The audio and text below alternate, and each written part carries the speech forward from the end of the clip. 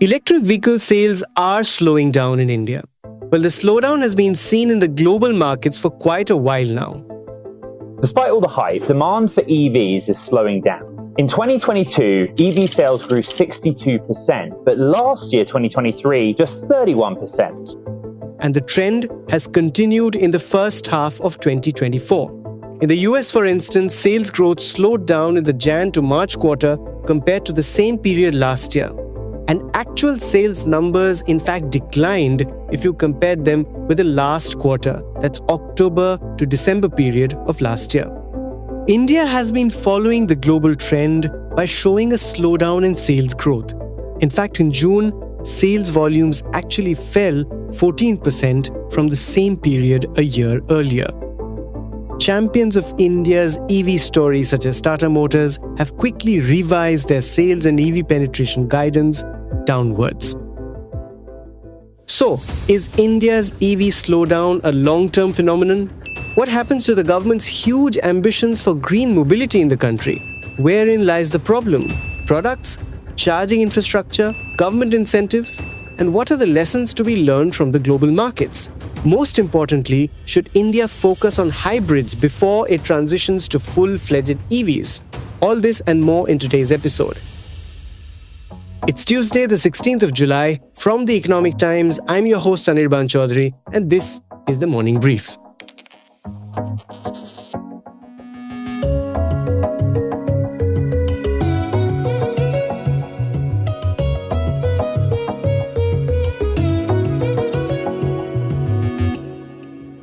First up, I asked my colleague and ET's auto reporter Sharmishta Mukherjee to explain the slowdown to me in numbers. So what is happening globally is that governments are scaling down subsidies on electric vehicles. So prices are becoming a little more expensive than what they used to be. So in the first half of 2024, while EV sales have grown by 20%, the acceleration has slowed down. And this has made some market research firms like Romotion revise downwards a growth target for the whole year. 16.6 million cars are expected to be sold now in 2024, which is revision of 5% from what was earlier forecasted. So in India, in the first half of this year, we sold about 38,000 EVs, which is again a growth of 20%. But when we look at the first half of last year, Jan to June 2023 versus 2022, the growth had been around 136%. And the slowdown in growth is concerning in a market like India where the base is already so low. So, Sharmishta, what are the problems that are making customers, especially in India, hesitant to make that buy? So what the companies say is that the biggest barrier to customer adoption right now is the lack of charging infrastructure. We have around 12,000 charging points at the moment. And when we compare this with the number of fuel stations, there are 68,000 fuel pumps across the country. So when you're doing an intercity drive, if you do not have easily accessible charging stations, then it becomes a point of concern. Secondly, the kind of price premium which electric vehicles command at the moment, that is also a point for buyers. Like electric vehicles cost about 1.35 to 1.7 times more than the comparative ICE counterpart. That is a challenge which the manufacturers have to overcome over time as technology improves. Also, there are not a lot of choices for customers in the Indian market when it comes to availability of electric cars in the mass market. There are about 7-8 models priced below 30 lakhs, and there are largely two players selling this, like Tata Motors and MG. So when more companies come forth and they bring in their own products, make some efforts to develop the ecosystem, that will also give comfort to buyers while purchasing an electric vehicle. You started your answer with saying what companies are identifying the problems as. Have they reacted to the slowdown in revising their own penetration and sales guidance?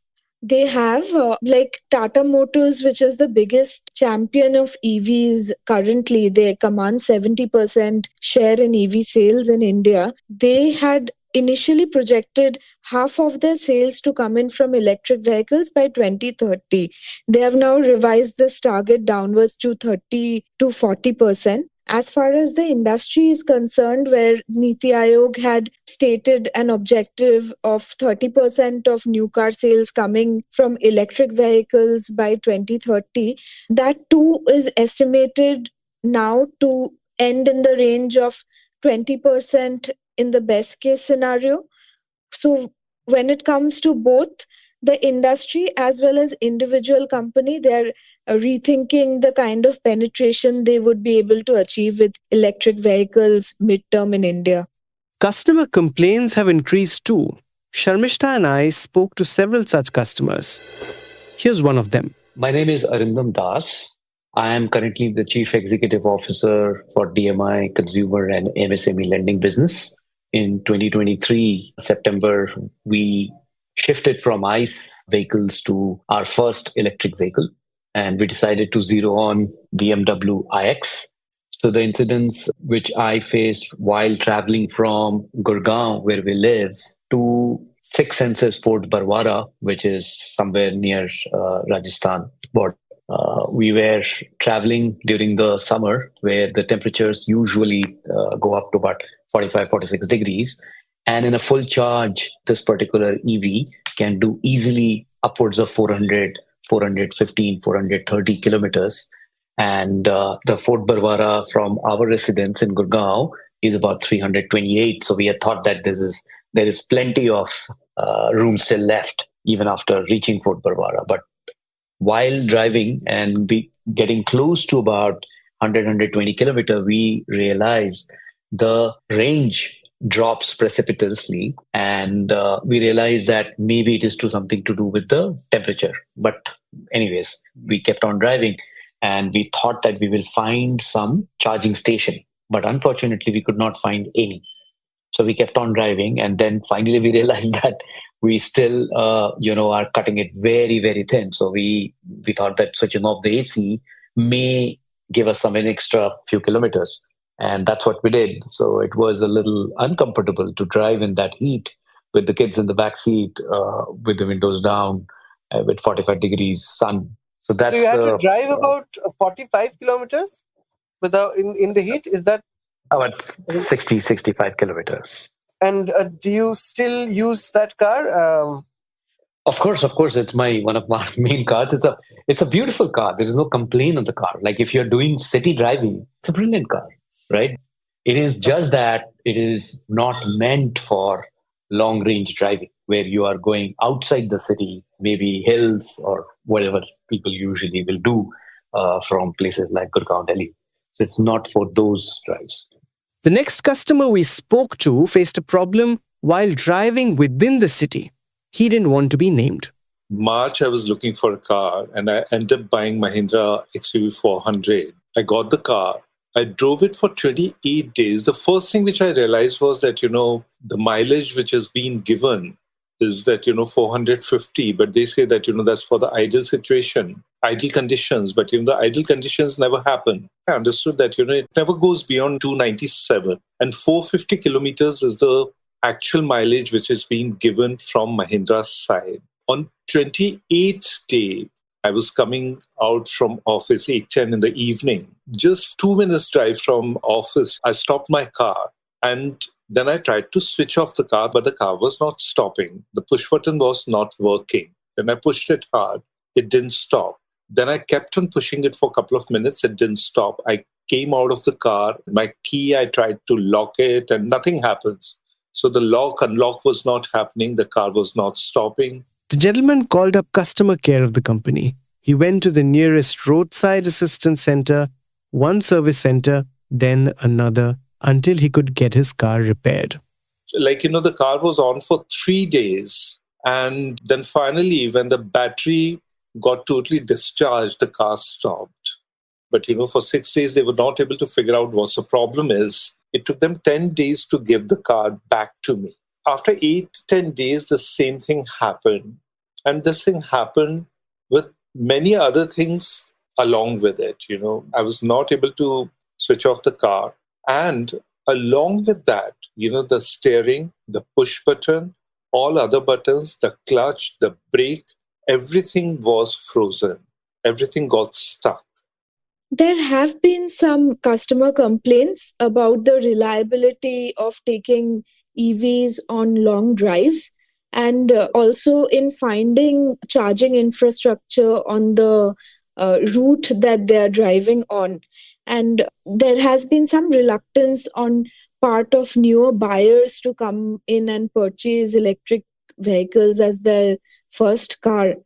Once you have a more widespread network of charging stations, that would kind of ease the range anxiety which is present in the mind of customers at present. On the other hand, like companies also are trying to deal with this problem in two ways. To reduce prices of electric vehicles, they're considering batteries which are a little shorter and maybe for vehicles which are only used for intra-city runs. Also, develop technology in such a way that when even if they were to increase the range of these vehicles, the comparative price increase isn't as much. The whole intent being to make EVs more affordable and more accessible to a wider set of customers. Next, I spoke to Rajiv Singh at Deloitte India. Globally, what we are finding is that the government is redirecting this subsidy from transportation as a sector towards energy transition. So while the government continues to spend money on energy transition, since the subsidy on EVs is going down, that's the reason why we are finding prices for EVs going up and the demand for EVs relatively going down. But from a long-term perspective, Anirban, I think that EVs are here to stay. So that transition is definitely going to happen, just that it may take a slightly longer time. So in the short term, some companies such as Tata Motors have, downward revised their guidance for EV penetration and sales in India. Has Deloitte also made such revisions, and would you share them with me? Anirban, if I go back, say maybe 4 or 5 years, when we did a complete analysis, this was about 2020, 2018, and so on and so forth. Our assumption was that there would be an EV penetration to the extent of about 18-20% by 2030. From a going forward perspective, we should expect a penetration in the range of about, say, 12% or 14% by 2030 from an India market perspective, Anirban. But at the same time, I still believe that if India has to get to 18-20% EV penetration by 2030, that will require some modification from the government side. Will you explain that a little bit? Because, the government has said, ministers have said that they're still committed to the EV story. How do you think the government needs to rethink its support strategy to the ecosystem? Yeah, so Anirban, I think one of the things for us to learn could be, say, from China, which has a very high significant penetration of EVs as compared to India and as compared to many other countries across the globe as well. Now, in China, what the government has done is they have bundled all kinds of new energy powertrains together.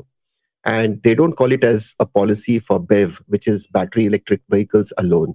But what the government has done is that there is a policy for NEV, which is new energy vehicles.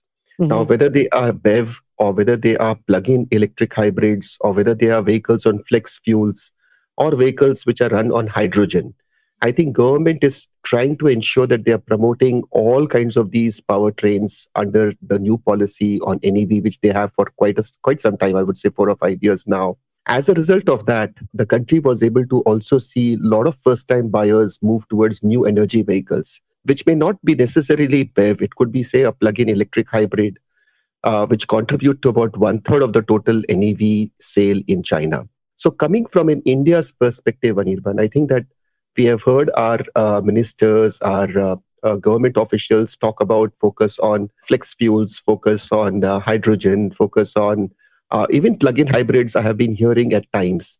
I think if we can revisit this entire thing, Anirban, and have a common way and leave the choice to the consumer to decide what is the best powertrain that they would like to opt for, then we can see a higher penetration than what we are currently seeing, Anirban. You said plug-in hybrids. Do you think that's a good starting point? And also would want to ask you your position on the hybrid versus electric debate. When I was talking of China or some countries, say in Asia Pacific or in Europe, they have something called as a plug-in electric hybrid. Now, these vehicles have a battery which gives you a range of about 200, 250 kilometers. They run like an electric vehicle for all other practical purposes, because whenever the battery charge goes down, you can go and plug them in, recharge the battery. So it works like an EV for all practical purposes. Whenever you drive long distances, whenever the battery is completely discharged, there is an engine as well, and you can drive it like a petrol car for long distances. So what happens is that a vehicle like this runs like an EV for all city purposes or within the city limits. But whenever you are driving long distance, it acts like a petrol engine or a petrol car as well. So it immediately removes the range anxiety which is there in the mind of the customer. And it also helps you overcome the short time hurdle which is there in terms of lack of charging infrastructure. That's the reason why we are finding in China and some of the Asian countries that these plug-in electric hybrids are becoming vehicles of first choice. And in India, this could be a real game changer, because 40-45% of our customers who buy are the customers who are buying the first vehicle in their family. So this could be a big game changer from an India perspective, Anirban. Rajiv, I know that overall you're optimistic about the EV segment. Would you tell me a little bit about where do you see penetration if you were to divide it across several segments or sections of the market? I think from a mass market perspective, today we see EV penetration of, say, about 2% or so. But in case of luxury car market, the penetration of EVs is significantly higher even today. And even going forward, I think that the luxury car market is likely to get electrified faster. And the reason for it is also the price difference. So in a mass market, EV would cost, say, about 1.5, 1.7 times ICE car. Of course, with subsidy, this gets a little adjusted and so on and so forth. But in a luxury car market, the price difference between a ICE car and a price difference between a EV is not that high, like 1.5 times. It could be, say, 1.2, 1.3 times. And even a luxury car consumer, which is there, is not necessarily looking at only the business case of saying, what is the cost of ownership per kilometer? The consumer's mindset could also be in terms of ensuring that he or she is green in some sense and contributing in terms of protecting the climate in that manner. That's the reason why I believe that we may see in future luxury car market getting electrified a little more faster than the mass market. But nonetheless, if we have to see real transition happen, it's the mass market which has to get electrified sooner or later. The need for cleaner mobility in India is an absolute no-brainer. And in a vast, varied market like India, the hybrid versus EV debate is a short-term phenomenon at best. Stretching it would be missing the woods for the trees. What India, however, needs to do fast is recognize and solve problems that the industry faces. Primary among them are range and charging infrastructure. The charging infra market was valued at $913 million in 2023 and is growing at a CAGR of 23%. It's ripe for investment, but the investment needs to come much faster than it is now. The country has a government committed to the EV story. Let's hope the local slowdown is a lesson and the revised guidance by companies examples of sane correction in estimates that will put the country's clean mobility story back on a firm track going forward. That's it for today. You were listening to this episode on The Morning Brief. It was produced by Vinay Joshi and sound designed by Indranil Bhattacharjee. For now, we are going back to our earlier schedule of 3 episodes a week. That's Tuesday, Thursday, and Friday. But there are other exciting things in store, so watch this space. Do like, share, subscribe, and keep listening. This is your host Anirban Chaudhary, bidding you goodbye. Thank you, and have a good week. The external clip used in this episode belongs to its owner. Credits are mentioned in the description.